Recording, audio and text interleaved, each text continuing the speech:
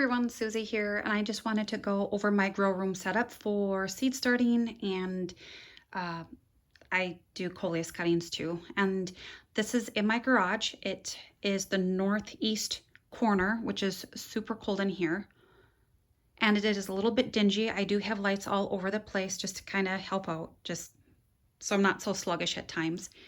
But I just wanted to go over the setup real quick. So I have a fridge here. And I didn't just have a fridge for seed starting, but it helps with stratification, and that's just putting them through a chill process. And then oscillating fans are a must. I have this one, I have a stand one, and then I have one on a wall, which this is the only one I'm using right now because it's the only one that I need, and I have it at the setting 1. I just have it off for this.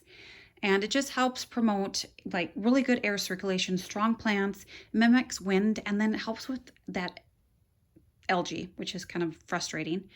And so recommend that. 5-gallon pail, airtight lid. This is potting mix, and so I sterilize it by boiling water, which I have an induction cooktop. And I was always running up to my kitchen to do this, and I have dogs, and boiling hot water, and this is perfect. And it is a step that I will always take for sterilizing my potting mix. It's not 100% to help with fungus gnats, but it really helps a lot. So I just pour it in this mix, let it sit for at least 30 minutes, and then good to go. And this is just where I do all of my seed starting, propagating. I've just keep everything over here just because I like to keep it more open. Last year I got really claustrophobic. I was growing so much, but I was also growing for a plant sale, which is not happening this year. So this is where I have it. I love it. Plus it gets me to stand more. And then down here, I am trying to germinate begonia seeds. They need it at 80 degrees. And so I have it in its own little area. I do have, they're like little strip LED lights. I think I got them from Amazon. I just don't remember the name of them. And they're just taped to that shelf. And then I do have a small heat mat in there. And then hopefully, fingers crossed, I don't know. No luck yet. So yeah, so I just want to keep it in its own little warm area. I also do that for propagating my coleus too. So taking cuttings. And then I also have a watering cans here along with a bucket filled with water. And I want it room temp whenever I'm watering my plants, just so it doesn't come as such a shock, because tap water here in Minnesota in the winter is like ice water. So which is, I guess, a plus in winter here, and no bugs. But yeah, so I always have that with water. I have 4 grow stations. This fits 8 trays, and then the rest, there's one here, one behind this shelf back there, and then these fit 16, along with lights that go on this shelf. And these are all just the containers that I will use for seed starting. This is the last shelf that I want to fill up, just because I use this for hardening off my plants, because it has wheels and I can wheel it in and out of my garage. It's absolutely perfect. I got this from Home Depot. The other ones do not have wheels. And then I did get rid of the rug in here. And I'm messy. So when I water, I'm always spilling. I'm getting soil on the rug. So I just felt that really didn't help with the fungus gnat situation last year. So best decision ever. And then it is cold, so I'm always wearing slippers. This is a grow shelf from Burpee 4 or 5 years ago. Super expensive, not worth the money. There's more cons than pros. The only pros is that it fits the heat mats here, which I got from Amazon. And then it does fit 8 trays, but it fits like the lengthwise. So it's nice. But otherwise it was missing hardware, it was missing bars, and also I had to put the cardboard, because how am I supposed to put trays on here? I mean, are they just supposed to balance and hopefully not fall through? Wait, it was a waste of money, but I had a drill bit to help drill the holes. I figured out some issues with the bars. So there should be bars going across here. They're not there. So it works. And then when these lights go, I'll just replace them with LED shop lights, which I use. I'm gonna start up here real quick. This is a Hot Dawg heater. This is for greenhouses. So maybe way in the future, if I ever decide to get a greenhouse, this can go out there. It's vented outside. I can control it. So I can go as low as I want. I can turn it off. I have it set at 65, which I think is perfect for growing. Most seeds germinate at that.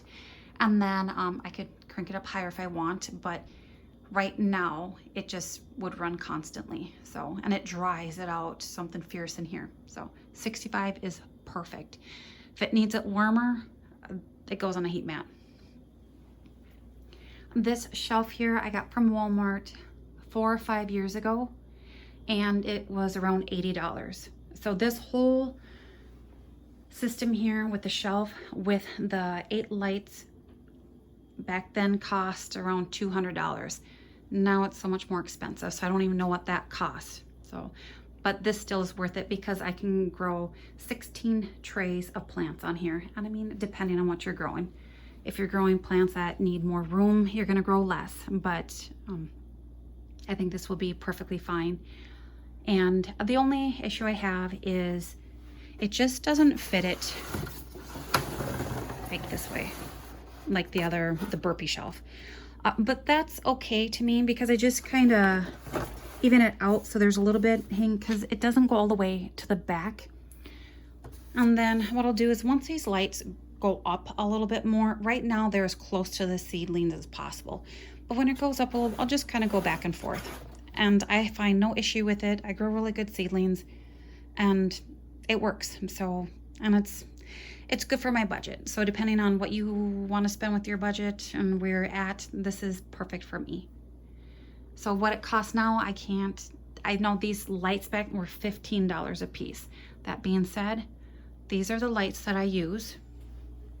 I get them from Walmart. They're $25 a piece. They were last year. I don't know what they are this year. They are hard to find. So last year I had a number of family and friends looking for them for me. And it was just by a fluke that I think there was 3 of them. So yeah, so if you can have a family friend look for them, shoot them a picture, or just constantly keep looking because they're always gone.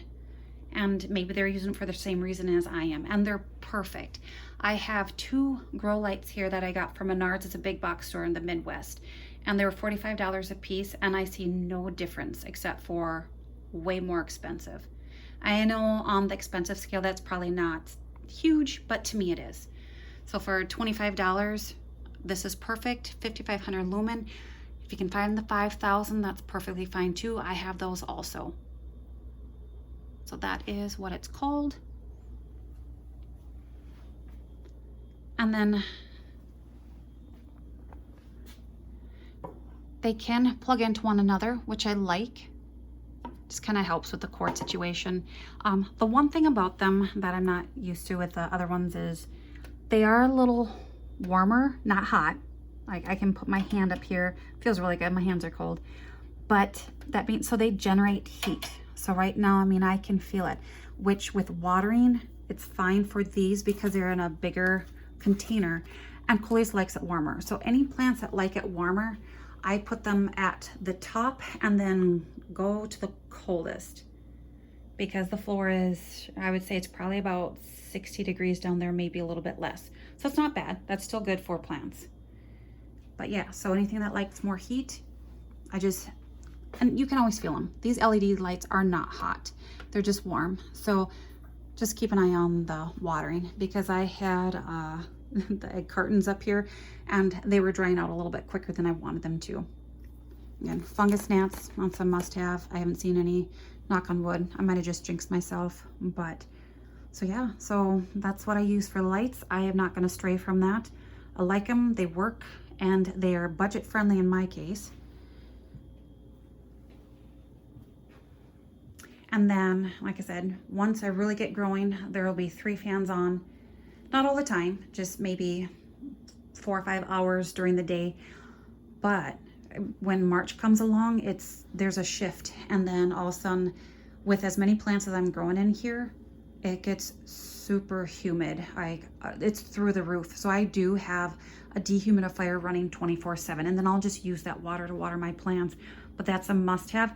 But that bumps the temp up in here also by probably about 5 degrees. There are times that it's about 80 degrees in my plant room, which is not optimal. That makes for weaker, leggier seedlings and just really fast growth.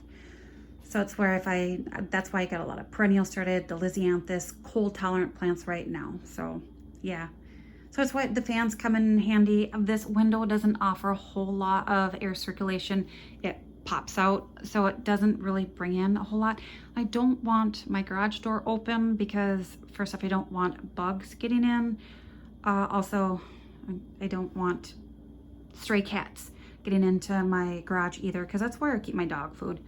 So it's a little bit difficult controlling the heat in March, but yeah. So hopefully that helps you with your kind of grow room setup, what you want to buy, or just some ideas.